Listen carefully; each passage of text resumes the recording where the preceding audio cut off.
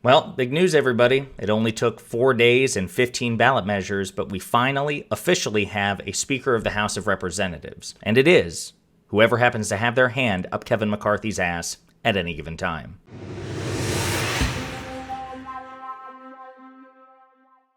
Well, it's a big day for Kevin McCarthy.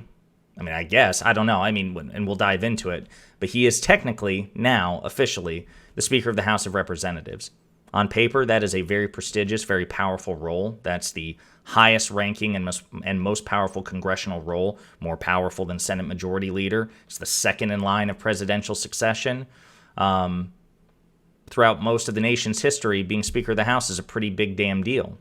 And he has the title, and he'll be able to stand behind the podium, and, perhaps that window dressing is enough for him. But I don't know. He basically gave away the farm, and we'll dive into that in a second. But so, as a reminder, McCarthy sought this role 7 years ago when then Speaker of the House John Boehner, who was the Republican leader also, when he resigned due to pressure from the progenitor of the Freedom Caucus, which is now plaguing McCarthy, and that progenitor was the Tea Party. The Tea Party ousted Boehner, and McCarthy was seen as his heir apparent, but McCarthy was so disliked and so uncharismatic that he couldn't get the support. So McCarthy withdrew his name. Paul Ryan was eventually tapped to replace Boehner, and then that's history as you know it. So McCarthy's waited for this for 7 years, plus 4 days and 15 ballot measures. And he finally clinched it by the skin of his teeth. I think the final vote was 215, so there were a sufficient number of Republicans who opposed him who then voted present, right? So by voting present, what they did was essentially reduce the total number of votes that McCarthy needed. So 435 voting members of the House of Representatives, when you vote present, you basically take your vote out of circulation. So if 5 people out of 435 vote present, then you only need a majority of 430, right? So people who had opposed McCarthy in the previous 14 ballot measures, like Matt Gaetz, Lauren Boebert, Andy Biggs, and so on and so forth, they voted present, okay? So that shrank the number that McCarthy needed. It went from like 218 to 215 to secure the speakership. And he got it, but again, not only the lack of dignity, the lack of self-respect, the fact that it took 15 rounds to get it done, which again is unprecedented. He was already at unprecedented after round 3. I shouldn't say unprecedented. It was historic after 3 failed rounds. We hadn't seen anything like that since 1923. But I think only 5 or 6 speakers in all of, American history required more ballots than McCarthy. So that is a hell of an indignity and an ignominy for McCarthy to suffer.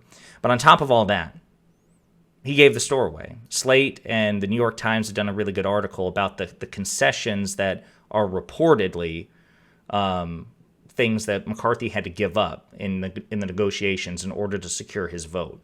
We don't know necessarily 100% because it's not like he came out with a list, but this is based on what people in Congress are saying, Republicans in Congress are saying, what they're announcing to the press and their supporters, that, hey, look, this is what McCarthy gave me or promised me in order to get my vote. And it's a lot.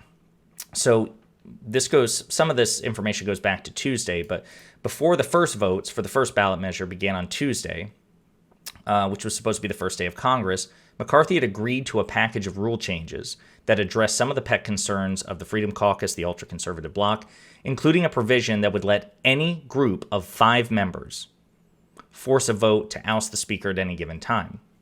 Now, once upon a time, that was basically a rule that the House of Representatives had, that somebody could file a motion to it still had to be voted on, right? But they could start a motion that was essentially like a vote of no confidence.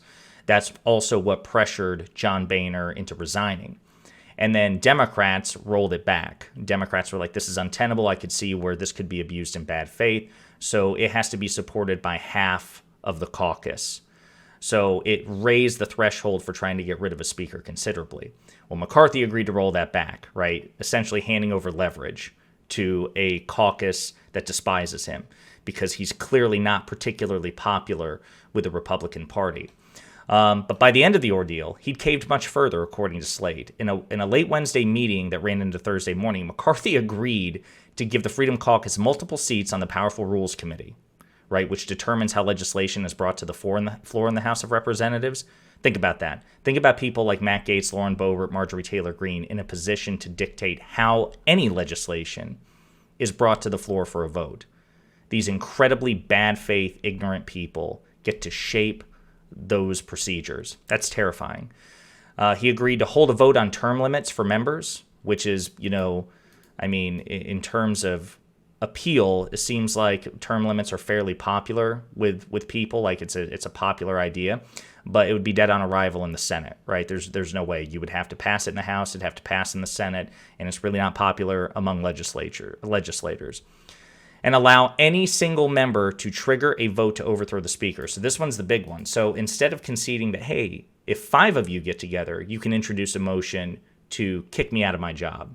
That's bad enough, because Kevin McCarthy can always find 5 people who dislike him enough to try to kick him out. He conceded to dropping it down to 1. You don't need 5. You only need 1 to trigger a vote to kick me out of the speakership. That's incredible. It's ridiculous. I can't imagine any, again, self-respecting person who wants to be speaker, right? Because presumably you want the power and the authority vested in the office, right? Because you think you can wield it effectively. But it's almost like he just wants the damn title. Like, I guess if I have to give up the power and the authority, let me keep the title. It's mind-boggling. Also, a McCarthy-aligned super PAC agreed to essentially a non-compete with other super PACs when it comes to spending in safe Republican districts. So it's going to prevent how McCarthy can use his money to primary other Republicans. So it's a lot. He gave the farm away, and I have no idea how he expects to. Again, he doesn't expect to govern. He has no proactive, affirmative legislative agenda. It's all going to be grievance politics. Hunter Biden investigations into the so-called border crisis. He'll probably agree to introduce articles of impeachment against the Secretary of Homeland Security, Alexander Mayorkas, probably even impeachment articles against President Biden. Certainly Marjorie Taylor Greene has tried to introduce them time and time again. So we'll see what happens, but it's going to be an absolute clown show, and